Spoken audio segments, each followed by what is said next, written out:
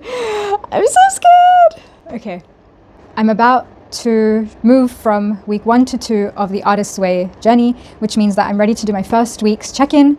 I realized that this series of videos and actually sharing them is probably the most vulnerable process that I'm going to do with this kind of visibility. But effectively to journal and to share from that well and from that place of depth and sincerity is a new edge for me too.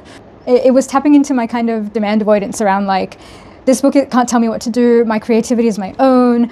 If I can't be creative without a book telling me how, then am I really, all these kind of stories. I, like many of us, have, grown up deeply over-parentified, deeply parentified in so many ways, deeply called into responsibility and being leaned on for my emotional capacity from a very young age. Focus. I wasn't actually aware until recently that this was such a spiritual process. Okay. I have spent many hours and many days and years of my life grappling with the nature of God, but also the experience of God and what that actually means. I'm a very existential person. I started speaking when I was quite late, close to 3 years old, but after I started speaking, I never stopped, and I particularly never stopped asking questions. Many of us find that we have squandered our own creative energies by investing disproportionately in the lives, hopes, dreams, and plans of others.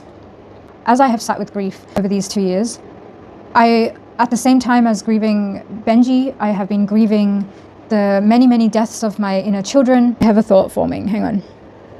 I have been running on an assumption that as I will get older, I will at some point become less silly. Almost like I will become less of myself and I'll become more like the adults, the grumpy, uninspired, not creative adults that I have witnessed around me. And I thought that there was a natural progression to becoming someone like that. I just need to go all guns blazing forward with my silliness. Being like a sphere or a world, the very core of this sphere is a sense of play for me now. Each of our entire lives becomes our work of art. I love art. I love art making. I love creativity. I love people who lean into their creativity and whose eyes light up for all the wacko, crazy, fun ideas that are still ahead of us. The lesson of opening a book and realizing that all of the ways in which I suffer and have suffered and continue to suffer and feel pain have been felt before, and that there is actually guidance and wisdom in so many people that have come before me in moving through these things, and that I don't actually have to do it alone.